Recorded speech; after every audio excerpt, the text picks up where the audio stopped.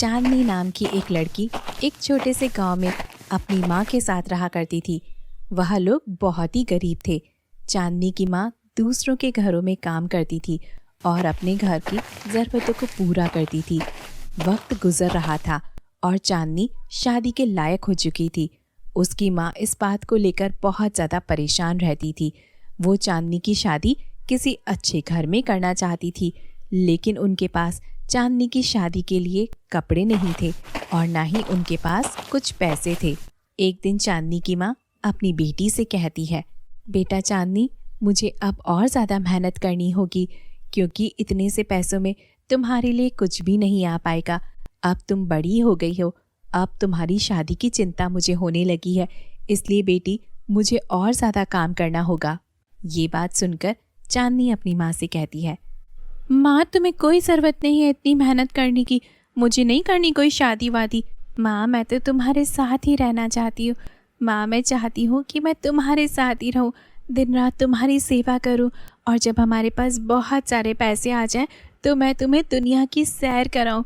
माँ मैं हमेशा तुम्हारे सामने और तुम्हारी निगाहों के सामने ही रहना चाहती हूँ।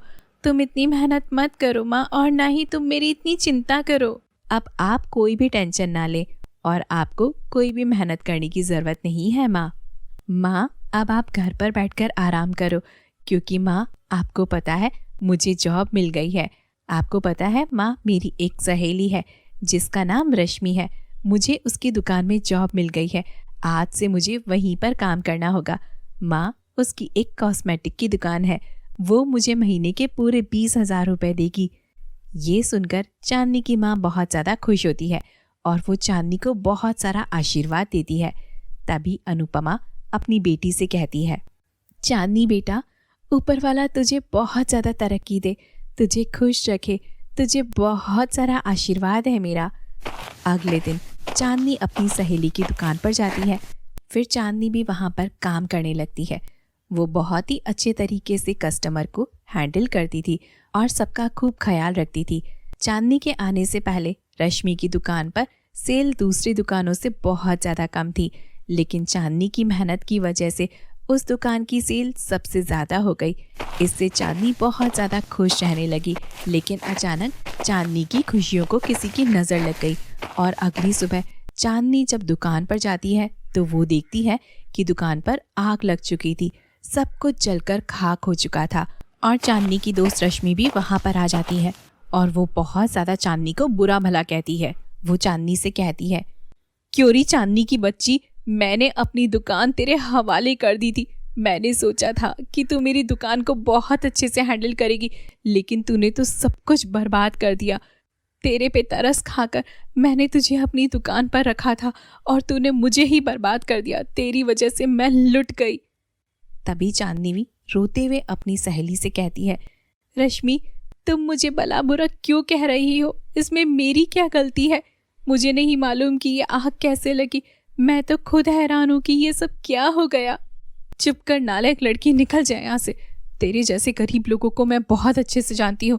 मुझे मालूम है कि रात के वक्त तुमने सारे कॉस्मेटिक यहाँ से चुरा लिए होंगे और तुमने मेरी दुकान में आग लगा दी। अब दफा हो जा, तुम्हें यहाँ से एक फूटी कौड़ी भी नहीं मिलेगी। दूर हो जा मेरी नज़रों से। चांदनी रोते हुए घर वापस आ जाती है। जब वो घर आती है तो उसकी माँ उससे पूछती है, अरे चांदनी बेटा, आज तो तुम घर बहुत जल्दी आ गई।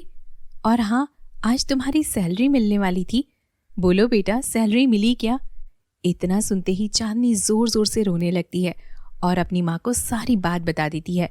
ये सब सुनने के बाद उसकी माँ को बहुत ज़्यादा मायूसी होती है और तभी वो अपनी बेटी से कहती है, चांदनी बेटा, इसमें तुम्हारी कोई गलती नहीं है। ऊपर वाला ज़रूर से हमारी मदद करेगा। फिर चांदनी रोते हुए सो जाती है। सोते हुए उसे सपने में एक परी आती है और वो परी चांदनी से कहती है, अरे चांदनी, तुम उदास क्यों हो? तभी चांदनी कहती है, परी जी, मेरी जॉब चली गई है। परी जी, मुझे नौकरी से निकालते वक्त उन्होंने इस महीने की मुझे तनख्वाह भी नहीं दी है। जिस दुकान में मैं काम करती थी उस दुकान में आग लग गई है। उसकी वजह से मुझे नौकरी से निकाल दिया गया है। अब परी जी, आप ही मुझे बताइए, इसमें भला मेरी क्या गलती है? नहीं नहीं चांदनी, इसमें तुम्हारी कोई भी गलती नहीं है। मैं सब जानती हूँ। मैं तुम्हें एक जादुई नेल पॉलिश का पेड़ देती हूँ, जिससे तुम जितनी चाहो उतनी नेल पेंट तोड़कर बाजार में बेच सकती हो। ये नेल पॉलिश का पेड़ मैं तुम्हारे आंगन में जाकर लगा देती हूँ, जहाँ पर तुम रहती हो। परी इतना कहकर वहाँ से चली जाती है।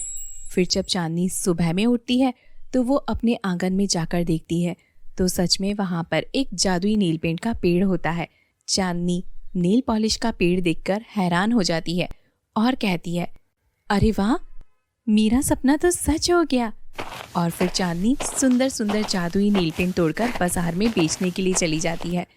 उसकी नेल पॉलिश इतनी खूबसूरत होती है कि देखते ही देखते उसकी सारी नेल पॉलिश बिक जाती है।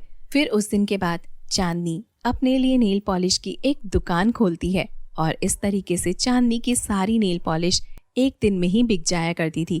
चांदनी बहुत खुश थी क्योंकि चांदनी के पास अब बहुत सारे पैसे आ गए थे। उन पैसों से चांदनी ने एक बहुत सुंदर सी नेल पेंट की दुकान खोल ली थी, जो पूरे शहर में अब सबसे ज़्यादा मशहूर दुकान थी। एक दिन रश्मि चांदनी की दुकान में आती है और वो चांदनी से माफ़ी मांगते हुए कहती है, मुझे माफ़ कर दो, मुझे तुम्हें नौकरी से निकालना नहीं चाहिए था। तुम्हें निकालने के बाद मेरी दूसरी दुकान भी बंद हो गई। तुम्हारे जाने के बाद मेरी सेल बहुत कम हो गई थी। चांदनी, क्या तुम मुझे अपनी दुकान में नौकरी दे सकती हो? तभी चांदनी कहती है, हाँ क्यों नहीं रश्मि, मैं कभी भी अपने दोस्तों का हाथ नहीं छोड़ती। तुम अपने मुश्किल समय में मेरे यहाँ पर नौकरी कर सकती हो। ये सब सुनने के बाद रश्मि की आंखों में आंसू आ जाते हैं और वह अपने किए पर बहुत ज़्यादा पछताती है। उस दिन के बाद चांदनी अपनी माँ के साथ खुशी खुशी ज़िंदगी बिताने लगती है।